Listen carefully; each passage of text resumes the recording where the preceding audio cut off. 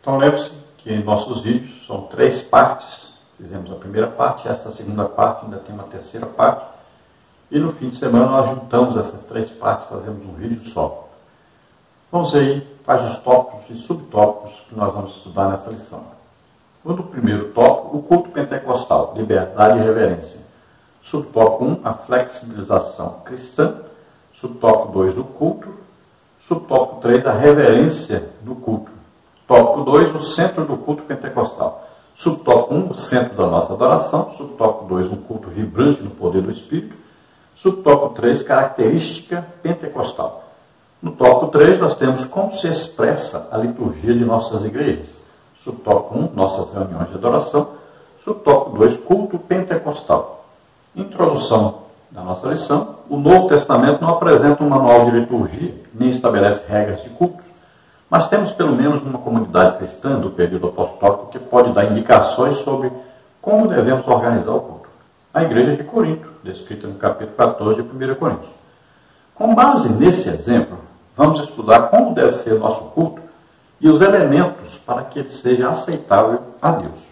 Então vamos nos basear naquilo que está escrito em 1 Coríntios, de como era o culto no tempo do apóstolo Paulo, no início da igreja.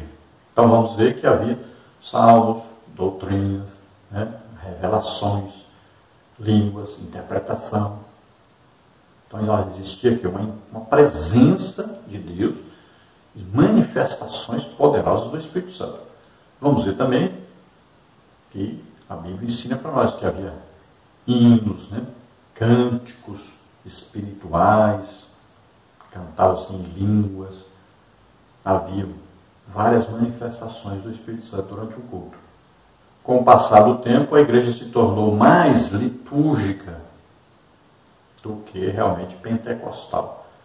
Então passou-se a engessar o culto, Tem ali tudo organizadinho, se canta em 70% dos cultos, e aí pregação de no máximo meia hora, no máximo aí se faz um convite para alguém aceitar Jesus e acabou o culto.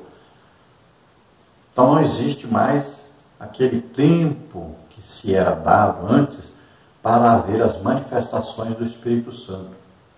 Então nós ocupamos o lugar do Espírito Santo com música. E, na maioria, são músicas apenas de louvor. Não existe uma adoração. Existe apenas louvor. O louvor deve conduzir a adoração. Mas, infelizmente, os cultos estão sendo só ocupados com louvor. No tópico 1, nós temos aí o culto pentecostal, liberdade e reverência.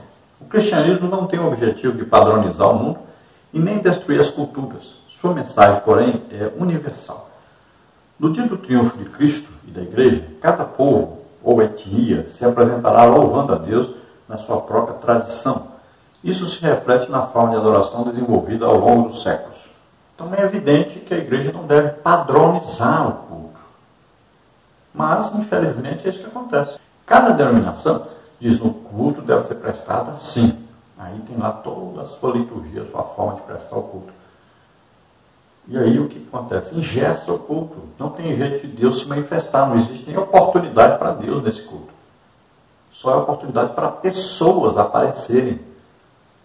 Então ficam ali os músicos tentando aparecer, fica ali cantora tentando aparecer, fica ali um pregador querendo aparecer como sábio, inteligente, melhor do que os outros, fica ali uma pessoa dirigindo, que não existe, parece que nem participação dele na adoração, está ali só para organizar ali o culto, como é que vai ser, quem vai cantar, quem vai pregar, é apenas ali um mestre de cerimônias. Então veja só, não pode ser assim. O culto tem que ser feito para adorar a Deus. Nós não estamos fazendo corretamente. Temos que perceber isso, temos que mudar isso. O problema é que as pessoas querem continuar do mesmo jeito. Então, no tópico 1, culto pentecostal, liberdade e reverência, temos aí a flexibilização cristã. A religião cristã é flexível quanto à forma de adoração e permite várias liturgias. Todos os ramos do cristianismo, incluindo os cristãos nominais, têm sua forma distintiva de culto. Desde o cerimonialismo, ornamental das igrejas católicas romanas, ortodoxas e algumas protestantes, ao modelo simples dos evangélicos, principalmente os pentecostais. Não se deve associar o rigor da liturgia do culto judaico com os vários sistemas de cultos cristãos, nem engessar o ritual cristão em nossos templos. Mas essa flexibilidade tem limites, e por isso deve haver respeito pela estrutura já existente. 1 Coríntios 14, 40. Então, olha só, a forma de fazer o culto, a liturgia do culto, né? Então existe aí já uma coisa formada. E se alguém ousar sair dessa tradição, aí a coisa fica feia, né? As pessoas querem porque querem que seja daquele jeito e só pode ser desse jeito. Então, cada denominação tem aí a sua forma de prestar o culto. A estrutura geralmente é a mesma, baseada, né, no culto já judaico, né? Então, essa estrutura já está montada. O problema é que as pessoas se engessaram naquela forma e só pode ser dessa forma. Então, se não cantar 3 hinos na harpa antes de começar o culto, a gente está errado. Isso aí não pode dirigir o culto mais não. Se não for assim, não. 7h30, o culto começa às 7h30 é a leitura da palavra. Eita! Se lê antes ou lê depois, a confusão está feita. Então são pessoas religiosas que já se acostumaram a um ritmo religioso, não está adorando a Deus, está ali para apenas cumprir uma tabela. Vai porque todo mundo vai. Vai porque está acostumado a ir. Não pode ser assim. Então nós temos que deixar mais flexibilização nesse culto. Seguimos mais a orientação do Espírito Santo.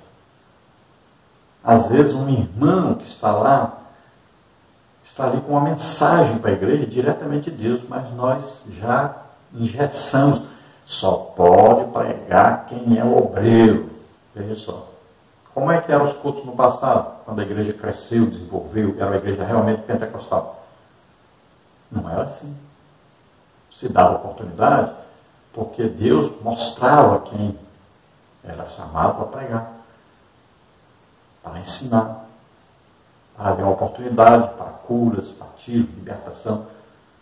E aí os cultos foram sendo engessados e só pode fulano, e fulano, e fulano, e tal que tem diploma, e tal que é sabido, que fala bonito, e só. Aí pronto. Afastaram a presença de Deus. Subtópico 2, o culto. O termo culto é sinônimo de adoração. O nosso enfoque é no sentido de adoração.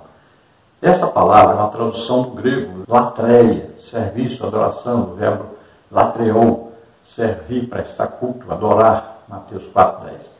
A Septuaginta emprega latreia para traduzir o hebraico avodá, serviço, culto. Êxodo 25, 25, 26 e 13:5. Essa palavra aparece com esse sentido 3 vezes no Novo Testamento, Romanos 9:4, 12:1, Hebreus 9:1. O que queremos dizer com a expressão culto pentecostal é a nossa liturgia, isto é, a forma como adoramos a Deus. Então, o culto, ele tem que ter o sentido de adoração, prestar um serviço a Deus. Então, veja, nós vamos para um culto para agradar a Deus, nós vamos para adorar a Deus. Nós não estamos indo para um show, nós não estamos indo a ouvir aquele fulano cantar, a ouvir aquele fulano pregar. Não, nosso objetivo é prestar um culto a Deus, de tal forma que Deus vai se agradar desse culto. E quando Deus se agrada do culto, Ele responde nos abençoando. Então, quando falamos culto pentecostal, é a maneira daquele que é pentecostal, né, aquele que é batizado no Espírito Santo, fala em línguas, acredita e é usado em dons do Espírito Santo. Então, a maneira do pentecostal prestar um culto a Deus, que é um culto mais alegre, mais festivo, né? É um culto que visa deixar que Deus se manifeste. Embora hoje seja raro isso acontecer no culto, mas ainda há esperança de que haja uma mudança. Subtópico 3, a reverência no culto. A adoração a Deus é o momento mais sublime da vida humana, significa essencialmente o reconhecimento, a celebração e a exaltação da majestade divina. Por isso deve ser oferecida com reverência. Faça-se tudo decentemente e com ordem. 1 Coríntios 14, 40. O apóstolo está se referindo ao culto de adoração. O culto é o diálogo de Deus com o seu povo e é um momento de reverência. Havia acima do púlpito do templo, sede da Igreja Assembleia de Deus de Jundiaí, o versículo: guarda o teu pé quando entrares na casa de Deus. Eclesiastes 5:1. Alguém duvidaria que, se o rei Salomão vivesse em nossos dias, a mensagem seria: desliga o teu celular quando entrares na casa de Deus? A adoração é momento de conexão com o céu e não com a internet. Então a adoração deve ser vista como uma coisa mais importante que existe na vida cristã. É o momento de adorar a Deus, de estar na presença de Deus e vermos a presença de Deus em nosso meio. Deus falando conosco. Isso é muito importante. A expectativa do cristão de ir prestar um culto a Deus é ver ali Deus presente. Deus falando conosco e também nos abençoando com curas, libertações, com milagres, com palavras de revelação. É a expectativa que todo cristão deve ter. Infelizmente, o cristão não está mais tendo essa expectativa. Porque não existe mais a oportunidade para Deus se manifestar na igreja. Isso tem que ser mudado. Nós temos que ir para o culto e lá nós temos que ver que realmente Deus está ali. Deus está presente, está se agradando do culto, está respondendo a esse culto, dizendo: eu me agradei, estou abençoando vocês. Tem que haver isso. Então, no culto, deve-se deixar tudo de lado que é do mundo, que pertence ao mundo. Então, o culto é exclusivo para Deus, não é para nós, é para Deus. Nós estamos prestando um culto a Deus. O motivo do culto é agradar a Deus, é nos submetermos a Deus. No tópico 2, nós temos aí o centro do culto pentecostal. Igreja é toda congregação ou assembleia que se reúne em torno do nome de Jesus Cristo como Senhor e Salvador, professando fé nele publicamente e de forma diversificada. Então, quando falamos igreja aqui, nós sabemos que igreja são todos os salvos do mundo inteiro, formam o corpo de Cristo, a igreja. Agora, quando falamos aqui do culto na igreja, estamos referindo que é uma congregação onde se reúnem os salvos.